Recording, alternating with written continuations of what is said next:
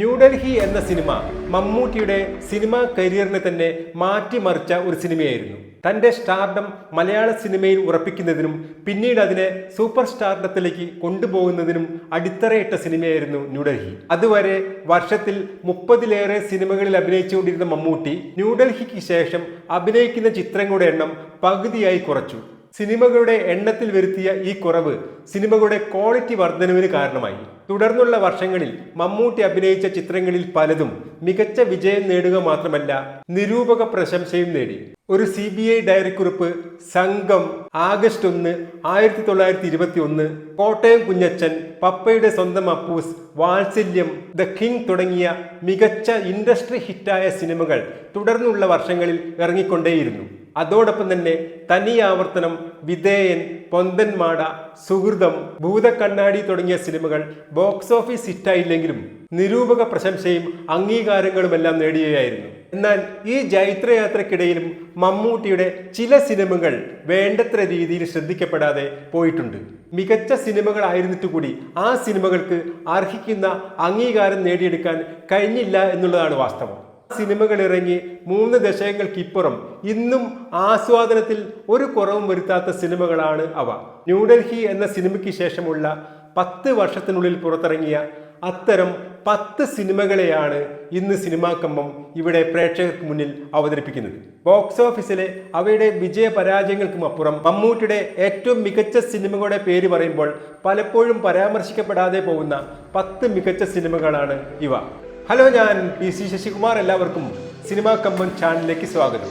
ഈ വീഡിയോ കണ്ടു കഴിഞ്ഞ് ഇത് ഇഷ്ടപ്പെടുകയാണെങ്കിൽ തീർച്ചയായും ലൈക്ക് ചെയ്യണം, നിങ്ങളുടെ അഭിപ്രായങ്ങൾ കമൻറ്റ് ചെയ്യുക. കൂടാതെ സിനിമാ കമ്പത്തിൻ്റെ ഭാഗമാവാൻ ഈ ചാനൽ സബ്സ്ക്രൈബ് ചെയ്യുക. എന്തുകൊണ്ടാണ് ഒരു യുവതി പ്രത്യക്ഷമായ ഒരു കാരണവുമില്ലാതെ ആത്മഹത്യ ചെയ്തത് എന്നതിൻ്റെ ഉത്തരം തേടിയുള്ള യാത്രയാണ് ഉത്തരം എന്ന സിനിമ. പ്രശസ്ത ഇംഗ്ലീഷ് സാഹിത്യകാരിയായ ഡാഫ്നെ ഡുമോറിയറിന്റെ നോ മോട്ടീവ് എന്ന ചെറുകഥയെ അവലംബിച്ച് MT വാസുദേവൻ നായരാണ് ഈ സിനിമയ്ക്ക് തിരക്കഥ തയ്യാറാക്കിയിരിക്കുന്നത്. ഉപ്പ് തുടങ്ങിയ സമാന്തര സിനിമകൾ എടുത്ത പവിത്രനാണ് ഈ സിനിമയുടെ സംവിധായകൻ. മമ്മൂട്ടി, സുവർണ, പാർവതി, സുകുമാരൻ തുടങ്ങിയ മികച്ച താരനിര തന്നെയുണ്ട് ഈ സിനിമയിൽ. എന്തുകൊണ്ട് മരിച്ചു എന്ന ചോദ്യത്തിന് ഉത്തരം തേടുന്നത് മമ്മൂട്ടിയുടെ ജേർണലിസ്റ്റ് കഥാപാത്രമാണ്. മമ്മൂട്ടിയുടെ തൊട്ട് മുമ്പിറങ്ങിയ ഒരു CBI ഡയറിക്കുറിപ്പ് പോലെയുള്ള ഒരു ഇൻവെസ്റ്റിഗേറ്റീവ് ത്രില്ലർ തന്നെയാണ് ഈ സിനിമയും.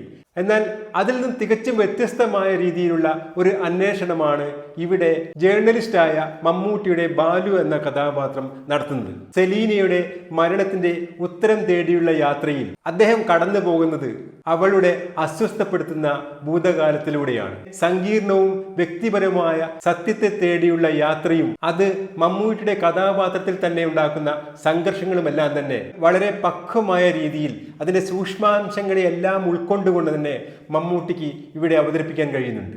MTയുടെ കൈയടക്കമുള്ള സ്ക്രിപ്റ്റ് ഈ അന്വേഷണം ഓരോ ലെയറുകൾ വേർതിരിച്ച് ഉള്ളിൽ ഒളിഞ്ഞു കിടക്കുന്ന സത്യത്തിലേക്ക് എത്തിച്ചേരുന്നത് ജിജ്ഞാസയും ആകാംക്ഷയും കൈവിട്ടു പോകാതെ പ്രേക്ഷകനെ പിടിച്ചിരുത്തുന്നതിൽ വിജയിച്ചിട്ടുമുണ്ട്.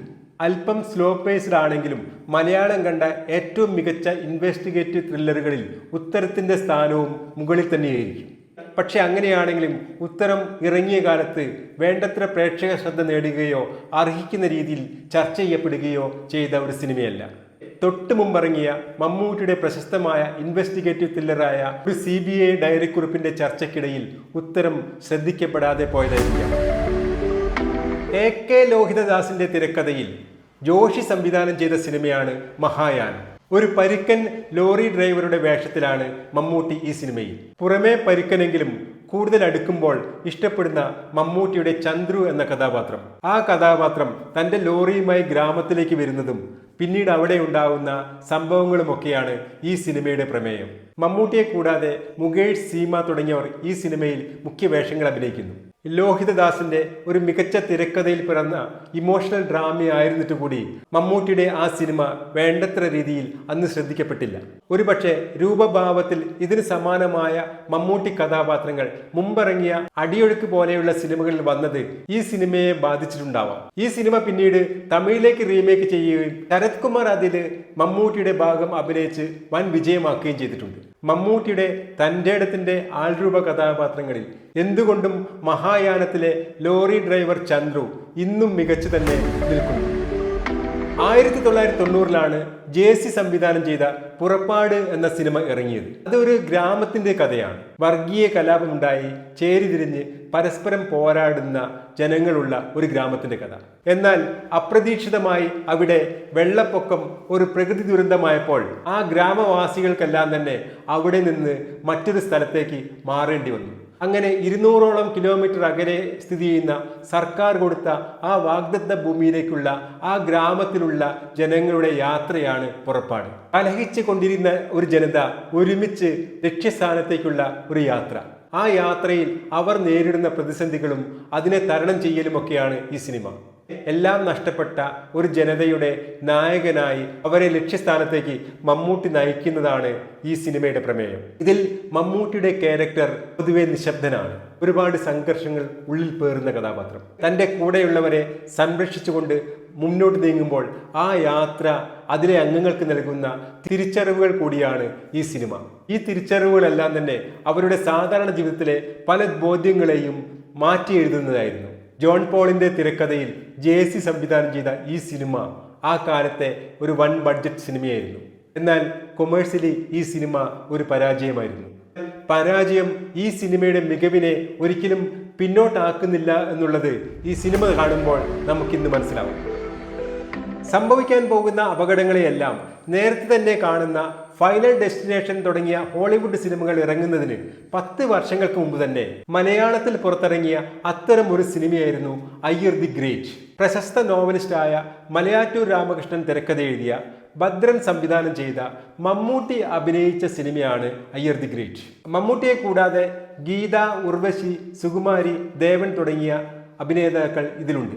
1990 പുറത്തിറങ്ങിയ ഈ സിനിമയിൽ അപകടങ്ങൾ നേരത്തെ പ്രവചിക്കാൻ കഴിവുള്ളവനാണ് നായകൻ. അങ്ങനെ ഓരോന്നായി അപകടങ്ങൾ പ്രവചിക്കുകയും അതെല്ലാം ശരിയായി മാറുകയും അവസാനം തന്റെ മരണം തന്നെ കൃത്യമായി പ്രവചിക്കുകയും ചെയ്യുന്നതിടത്താണ് ഈ സിനിമ അവസാനിക്കുന്നത്. ഇങ്ങനെ ഒരു സസ്പെൻസ് നിറഞ്ഞ ഒരു കഥയെ യുക്തിഭദ്രമായ രീതിയിൽ അവതരിപ്പിച്ചപ്പോൾ അതൊരു മികച്ച എന്റർടൈനറായി മാറി.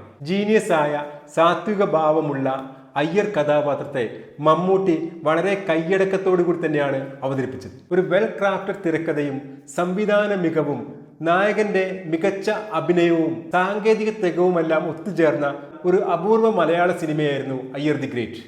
ആ സിനിമയും അതിലെ മമ്മൂട്ടിയുടെ അഭിനയമെല്ലാം തന്നെ വലിയ ഗിമ്മിക്കുകളൊന്നുമില്ലാതെ ഇന്നും നമ്മെ ത്രില്ലടിപ്പിച്ച് കാണിക്കുന്ന യുക്തിഭദ്രമായ ഒരു മമ്മൂട്ടി സിനിമ തന്നെയാണ്. 1990 പുറത്തിറങ്ങിയ സിനിമയാണ് ഈ തണുത്ത വെളുപ്പാൻ കാലത്ത്. പത്മരാജൻ രചനയും സംവിധാനവും നിർവഹിച്ച ഈ സിനിമ മലയാളത്തിലെ തന്നെ ഏറ്റവും മികച്ച ഒരു ഇൻവെസ്റ്റിഗേറ്റീവ് ത്രില്ലറാണ്. കൊലപാതകങ്ങളും സീരിയൽ കില്ലറെ അന്വേഷിച്ചുള്ള അന്വേഷണ ഉദ്യോഗസ്ഥന്റെ അന്വേഷണവുമാണ് ഈ സിനിമയുടെ പ്രമേയം. പ്രേക്ഷകൻ ഉദ്യോഗമുനകിൽ നിർത്തിക്കൊണ്ട് സസ്പെൻസ് ചോർന്നു പോകാത്ത രീതിയിൽ രംഗങ്ങളെ കോർത്തിണക്കി നെയ്തെടുത്ത പത്മരാജന്റെ പ്രതിഭ അതിന്റെ പൂർണ്ണാർത്ഥത്തിൽ ഈ സിനിമയിൽ നമുക്ക് ദൃശ്യമാകും. സസ്പെൻസ് ചോർന്നു പോകാതെയുള്ള അന്വേഷണവും അവസാനം പ്രേക്ഷകൻ ഒരിക്കലും പ്രതീക്ഷിക്കാതെ പ്രതിയിലേക്ക് എത്തിച്ചേരുന്നതുമെല്ലാം തികച്ചും യുക്തിപൂർവവും സർഗാത്മകവുമായി പത്മരാജൻ ഇവിടെ അവതരിപ്പിക്കുന്നുണ്ട്.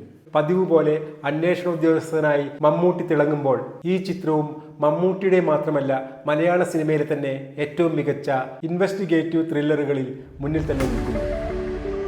1991 പുറത്തിറങ്ങിയ സിനിമയാണ് കനൽക്കാറ്റ്. ലോഹിതദാസ് തിരക്കഥ എഴുതി സത്യൻ അന്തിക്കാട് സംവിധാനം ചെയ്ത മമ്മൂട്ടി സിനിമ. മമ്മൂട്ടിയെ കൂടാതെ ഉർവശി, KPSCയിൽ എഴുത, ജയറാം തുടങ്ങിയവരാണ് മുഖ്യ അഭിനേതാക്കൾ. സംഗീതം ജോൺസണും ക്യാമറ വിപിൻ മോഹനുമാണ് ചെയ്തിരിക്കുന്നത്. ഇത് നത്ത് നാരായണൻ എന്ന ഗുണ്ടയുടെ കഥയാണ്.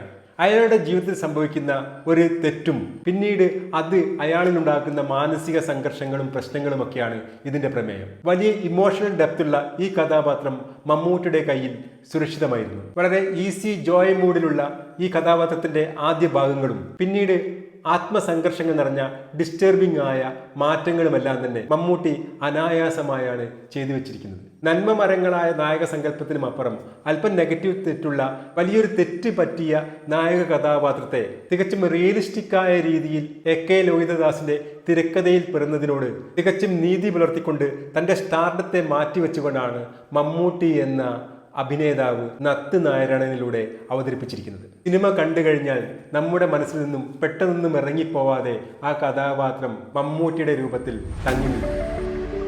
കുടുംബ സിനിമകളുടെ അപ്പോസ്തലനായ ലോഹിതദാസിന്റെ തിരക്കഥയിൽ ഒരു ഗാങ്സ്റ്റർ അധോലോക സിനിമ നമ്മൾ ഒരിക്കലും പ്രതീക്ഷിക്കില്ല. എന്നാൽ കൗരവർ എന്ന ജോഷി സംവിധാനം ചെയ്ത ആ സിനിമ ലോഹിതദാസിന്റെ തിരക്കഥയിൽ പിറന്ന തികച്ചും വ്യത്യസ്തമായ ഒന്നായിരുന്നു.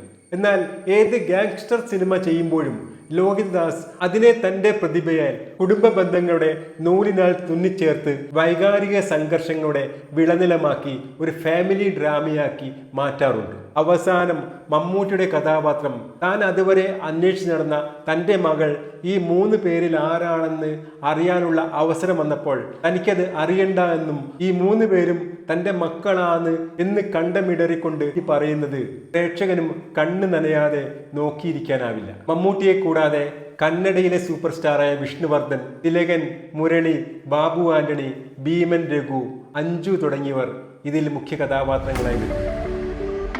1995 പുറത്തിറങ്ങിയ സിനിമയാണ് TV ചന്ദ്രന്റെ ഓർമ്മകൾ ഉണ്ടായിരിക്കണം. പൊന്തന്മാട എന്ന അദ്ദേഹത്തിന്റെ ആദ്യ സിനിമയിലെ മമ്മൂട്ടിക്ക് ദേശീയ അവാർഡ് വരെ നേടിക്കൊടുത്ത മികച്ച പ്രകടനത്തിന് ശേഷം പുറത്തിറങ്ങിയ അദ്ദേഹത്തിന്റെ അടുത്ത സിനിമയാണ് ഓർമ്മകൾ ഉണ്ടായിരിക്കണം. 1957 കാലഘട്ടത്തിലെ ഗ്രാമീണ കേരളത്തിന്റെ പശ്ചാത്തലത്തിൽ ചിത്രീകരിച്ചതാണ് ഈ സിനിമ.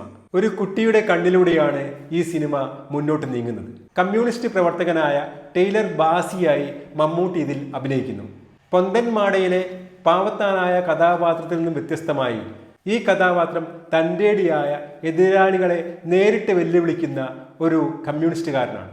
ഒരു മികച്ച സിനിമയും മമ്മൂട്ടി, ഗോപി തുടങ്ങിയവരുടെ മികച്ച അഭിനയവുമായിരുന്നിട്ട് കൂടി പൊന്തന്മാടയ്ക്ക് നൽകിയതുപോലെയുള്ള ഒരു സ്വീകരണം കൊടുത്തില്ല എന്നുള്ളതാണ് വാസ്തവം. TV ചന്ദ്രന്റെ ഓഫ് ബീറ്റ് സിനിമാ സംവിധാന ശൈലിയോട് പ്രേക്ഷകർ പുറംതിരിഞ്ഞു നിന്നതാവാം കാരണം. 1996 പുറത്തിറങ്ങിയ ഉദ്യാനപാലകൻ ലോഹിതദാസ് തിരക്കഥ എഴുതി ഹരികുമാർ സംവിധാനം ചെയ്ത ഒരു സിനിമയാണ്. ഒരു മികച്ച ഫാമിലി ഡ്രാമയായ ഈ സിനിമയിൽ മമ്മൂട്ടിയുടെ കഥാപാത്രം കാലിന് പരിക്ക് പറ്റിയ ഒരു വിമുക്ത ഭടനാണ്. വീടിന് മുന്നിൽ ഒരു മനോഹരമായ പൂന്തോട്ടം വളർത്തുന്ന ഈ ഉദ്യാനപാലകനാൽ ആകർഷിക്കപ്പെടുന്ന ഒരു കൗമാരക്കാരിയായ പെൺകുട്ടിയും തമ്മിലുള്ള അവ്യക്തമായ നിർവചനാതീതമായ വൈകാരിക ബന്ധമാണ് ഈ സിനിമയുടെ പ്രമേയം.